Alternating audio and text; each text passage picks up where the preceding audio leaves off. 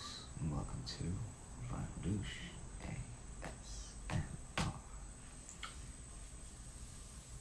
As you can see, this week we are covering one of the greatest albums of all time. That is the White Album by Beatles, which was released in November of 1968. So, Beatles being one of the most important, iconic, legendary rock bands of all time, this being one of their most important, iconic, legendary records in their collection. It's been documented and poured over a lot, so I'm not going to go into everything here, but we'll go in and out a bit. Let's let this really see what happens. So we'll start with the music itself, and that it is sort of seen as an amalgamation of all these different ranges and styles and genres, like folk, country, British blues, ska, hard rock in there, and there's even some avant-garde, and the whole album has been described as postmodern. And it was the first album they released from their Apple Records label. That's before they used to release everything on Parlophone in the UK and Capitol Records here in the US. So the album was recorded in EMI Studios, and some songs were recorded in Trident Studios later on. Excuse me.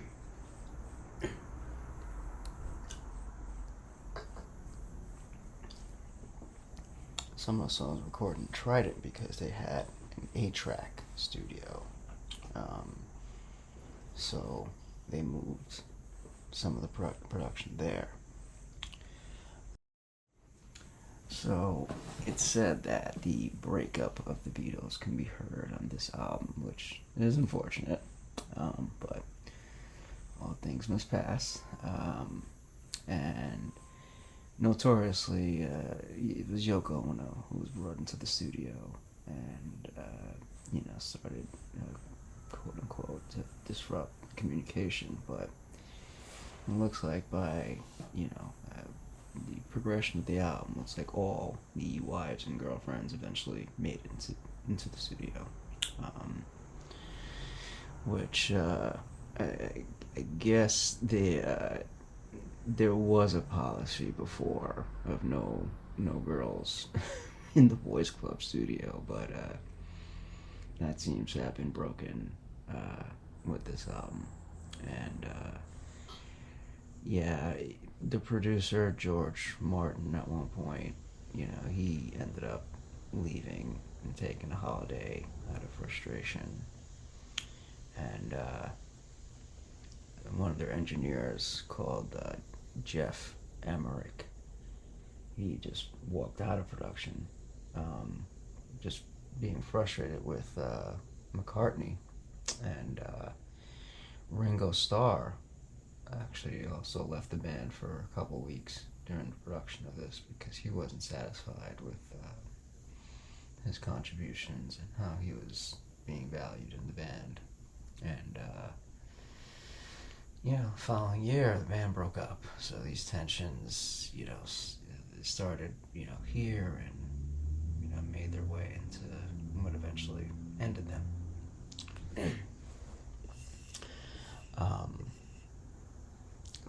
The songs, they were all written in this transcendental meditation course that they all went on in Rishikesh, India. So that sort of led to a more stripped down process, because the only sort of Western instrument they were allowed to bring onto their retreat was an acoustic guitar. So a lot of those songs that we hear on the album remained acoustic. Some of them were, made bigger in the studio. Um, but that's how the uh, process was really. Um, and they're they went from the retreat into the studio sessions, which was it's a stark difference. And like I mentioned, the studio sessions didn't seem like a wonderful process. But out of that tumultuous process, we have some of the what a lot of people consider their greatest album. I mean, I definitely, I consider it their greatest. Um, so, a lot of the personal issues sort of take center stage on the story of this album, but the music itself, I think, is fantastic. Um, and every song seems to have a story. So, if you have time, I would look into at least even just the Wikipedia page if you're interested in this album. Um, so once the album was done, the cover of the album, as you can see, was quite intentional. Um, it was done, as a stark difference to their last album, which was Sgt. Pepper's, which was this explosion of color and personality and personalities that were featured on the album. This, sort of white, stark white cover here with their names, the name of the album here embossed onto this white background. The name of the band, I mean, sort of the only feature that featured them on the presentation of the album, and this number was issued on the first printing of the album. So this is copy 1,755,139. There's like a number 5 that was sold at auction for hundreds of thousands of dollars, and I think Jack White from the White Stripes, or just Jack White, he bought himself a rare copy at one of those auctions. So we have on the inside, we'll see, and I guess I'll open that up. But I know there's some photography on the inside. So let's start to take a look at the actual album.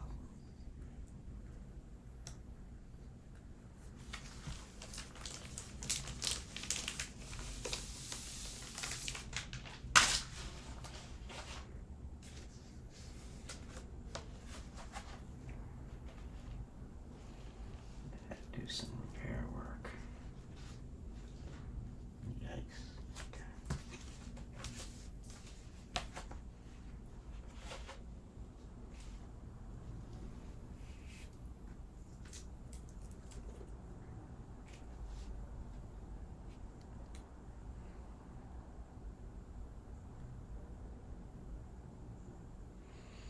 So these pictures were taken by photographer John Kelly.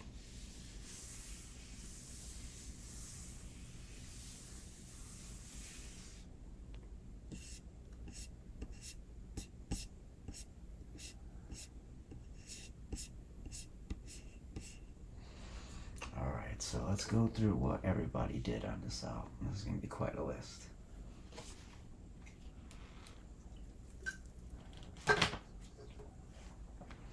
So we got John Lennon, and he was the...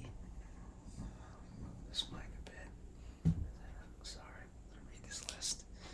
Alright, John Lennon was on lead singing, harmony, background vocals, acoustic, lead rhythm, and bass guitars, piano, Hammond organ, harmonium, the mellotron, harmonica, saxophone mouthpiece, extra drums on Back in the USSR, and assorted percussion, tambourine, hand claps, and vocal percussion, tapes, tape loops, and sound effects.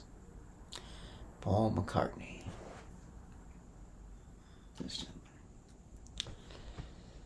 Lead, harmony and background vocals, bass, acoustic, lead and rhythm guitars, acoustic and electric pianos, Hammond organ, assorted percussion, tambourine, cowbell, hand shake bell, hand claps, foot taps, and vocal percussion.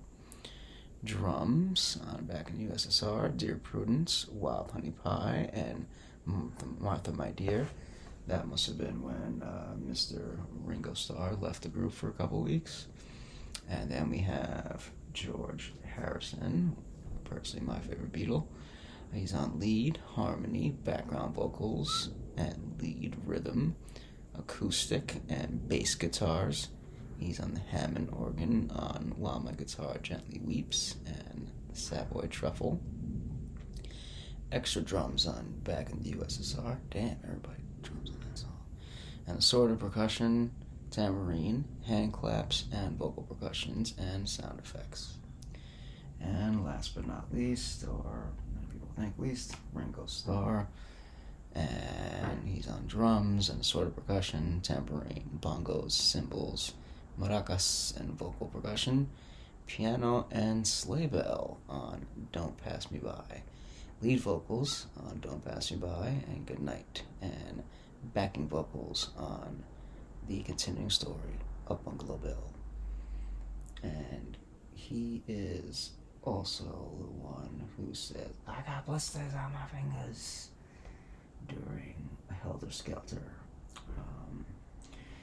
So yeah, there's some controversy with this album, especially with the Helter Skelter. That's the song that Charles Manson sort of named his actions, or his movement, or his group. I mean, that's the name of the group. There's the family.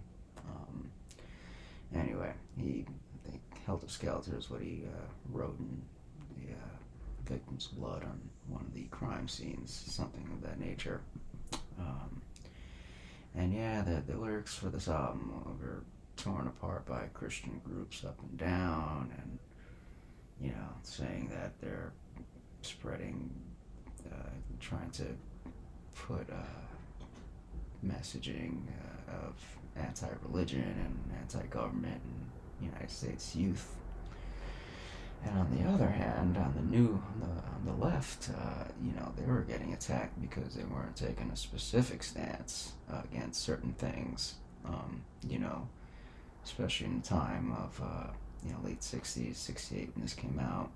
This is a time of huge protests here in the U.S. And just a time of change. Protests against the war, against for racial equality.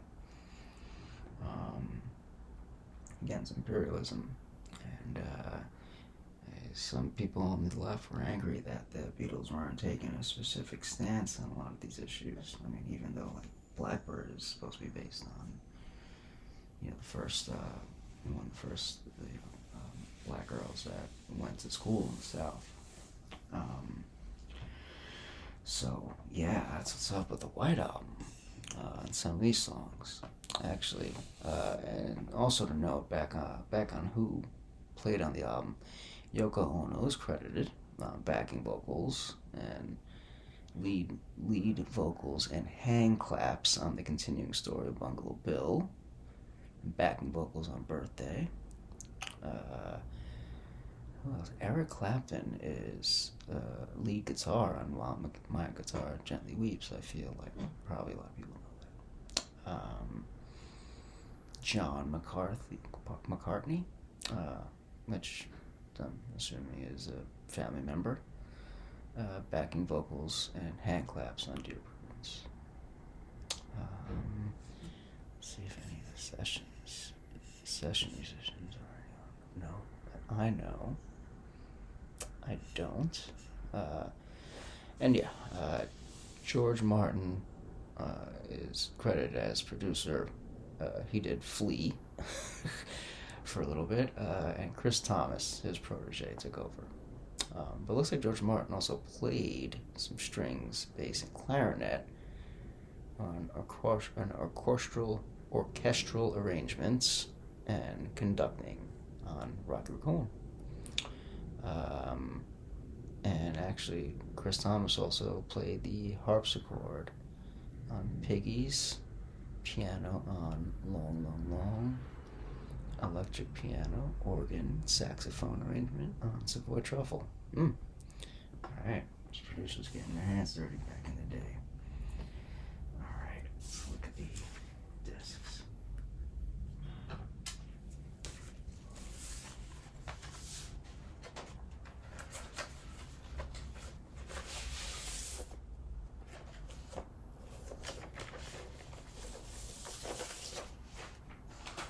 It's in wonderful condition.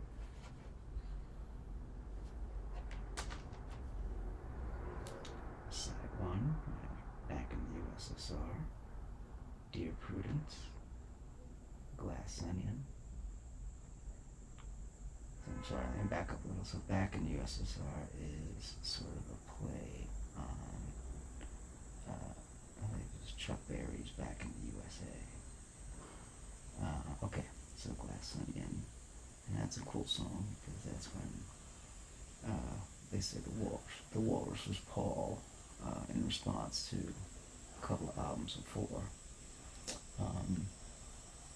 which was a Magical Mystery Tour. I Am the Walrus, Obadi Obada, which was used as an opening song for a show in the early 90s where one of the characters had Down syndrome. Oh, I forgot the name. I'll put the slide up. Wild Honey, the continuing story of Bungalow Bill, While My Guitar Gently Weeps, and Happiness is the last track on the first side.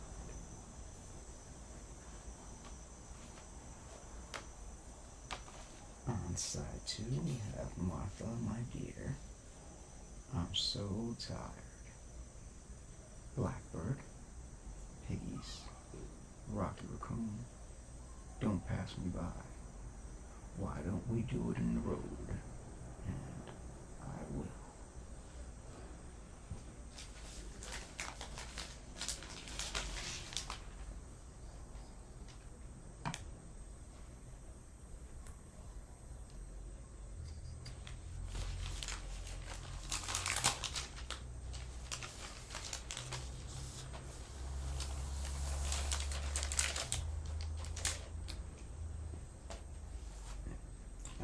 Second album.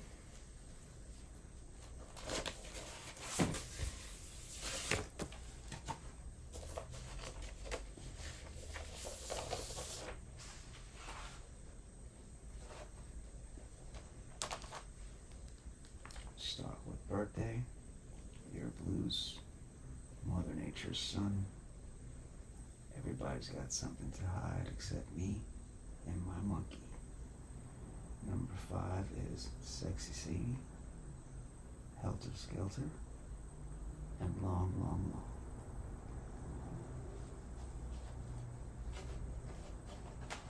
And on the final side, we have a Revolution 1, Honey Pie, Savoy Truffle, Cry Baby Cry, Revolution 9, and Good Night.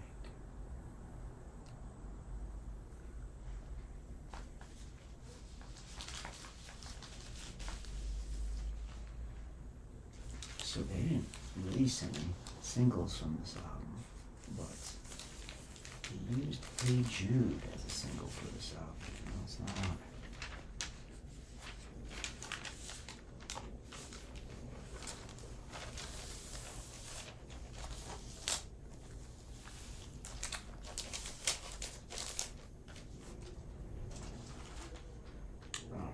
tape these up.